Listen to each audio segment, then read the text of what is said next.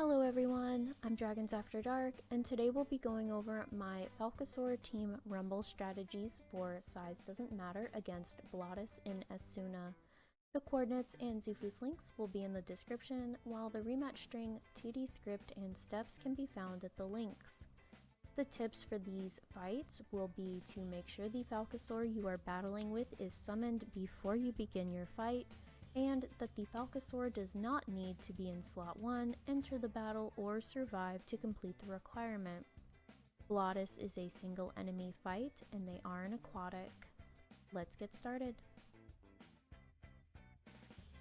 For our Bloodgazer Team Rumble today, we are going to use the Bloodstone Tunneler, the Pteranodon Stalker, and the Bloodgazer Hatchling.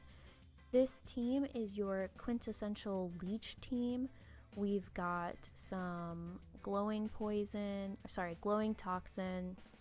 paralyzing venom, acidic goo, and then brittle webbing, which will leech every time they attack us, poison spit, devour the weak, and if needed, we can bring in the Bloodgazer Hatchling to clean up with predatory strike. So let's get started. Okay, we are going to go ahead and open with glowing toxin. And then what we're going to do here is we're going to paralyzing venom, which as far as I remember will keep Bloodgazer from using rain dance. Will not keep Bloodgazer from using rain dance, but that's okay. It still gives us another round of glowing toxin to work. And we will acidic goo here until our Bloodstone Tunneler dies, which shouldn't take too terribly long, which is right now. Now we're going to bring in our Pteranodon Stalker. We're going to brittle webbing so that every time Bloodgazer attacks us, we'll also take damage. We are going to poison spit to add a little more leeching on. And then we will devour the weak.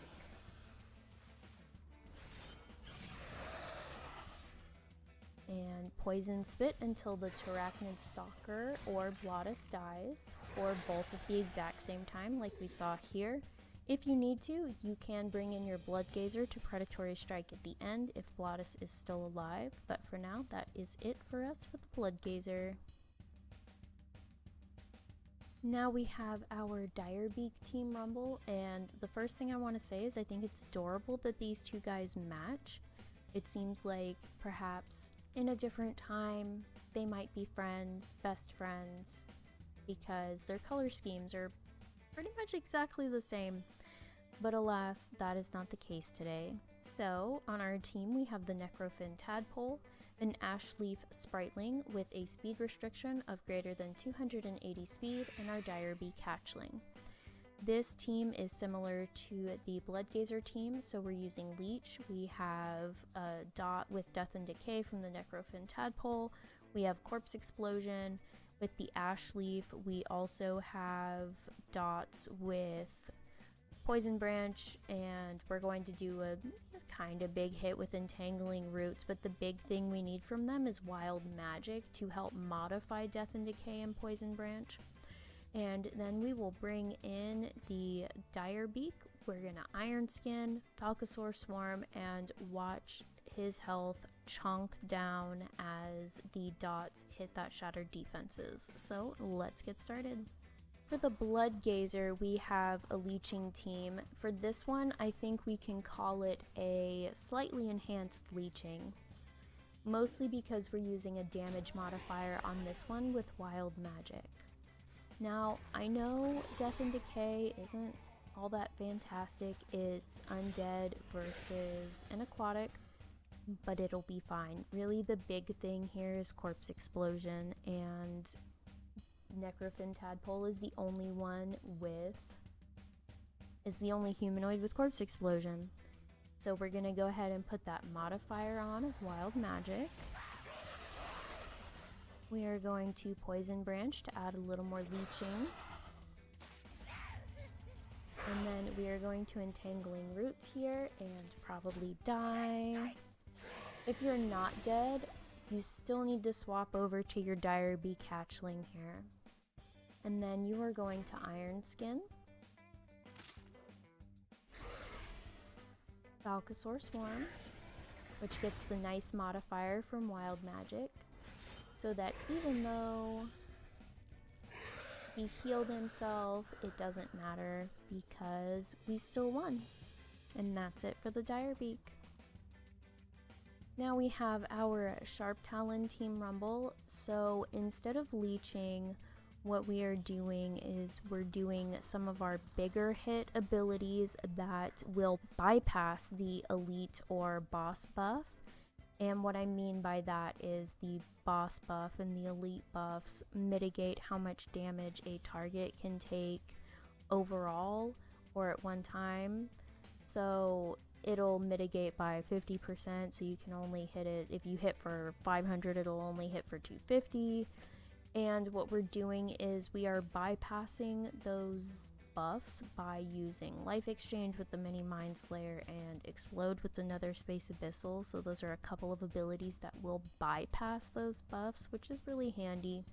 And then the rest of their abilities are just going to sort of whittle away at Blottis's health so that the Sharptalon doesn't have much work to do once it comes in. So let's get started. For this fight, I originally had a different strategy using a different pet, but I realized someone had already posted a strategy with that pet.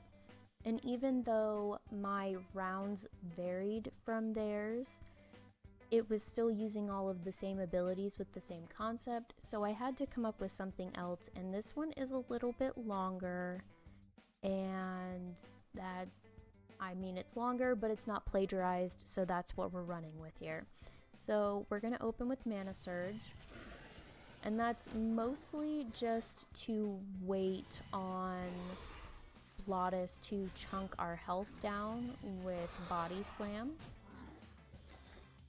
So now we get to do a nice big life exchange here, and Blottis gets dipped all the way down below 50%, which is what we want. We're going to pass on round 5.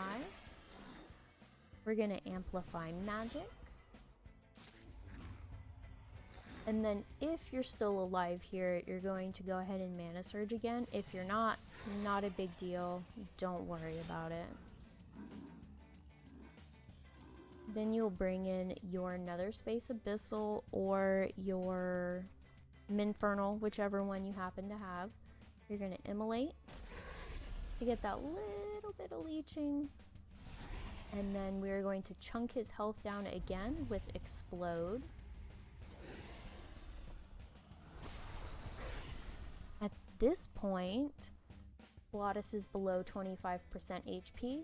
Has a little leeching, and Predatory Strike is strong against aquatic, so this should finish Blottis off.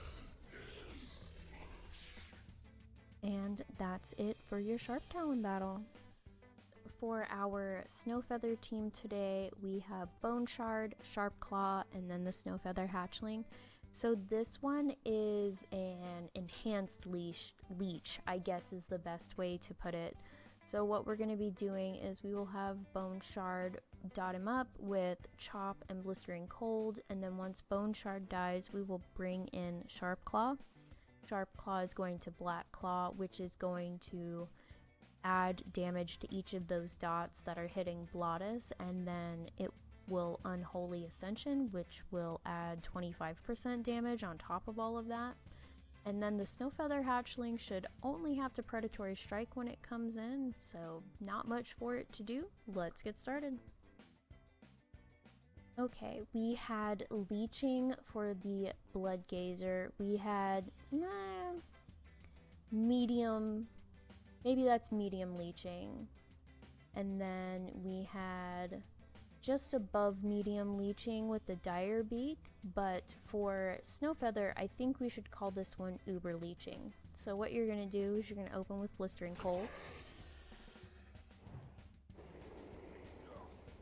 You are going to chop until you're undead round, And then in your undead round, you will Blistering Cold. Even if Blistering Cold comes up again before you die, just keep chopping, but pretty much they are going to align pretty like that, most likely.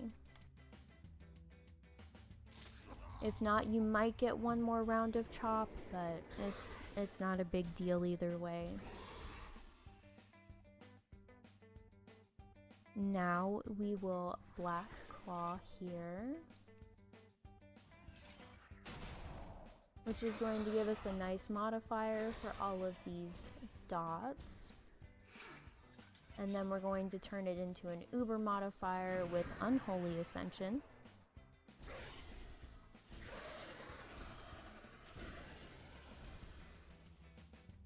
And then we will Predatory Strike here.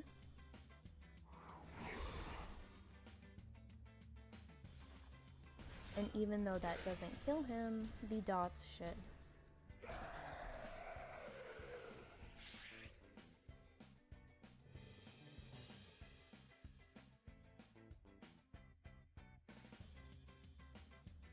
And that's it. You've won your fight against Blottis and Azsuna for Size Doesn't Matter with your Falcosaur Team Rumble. Grats! If there's another fight you'd like to see a video of, or if you have any questions, feel free to leave them in the comments below. Until next time, I wish you all the best of luck, thank you for stopping by, and happy battling!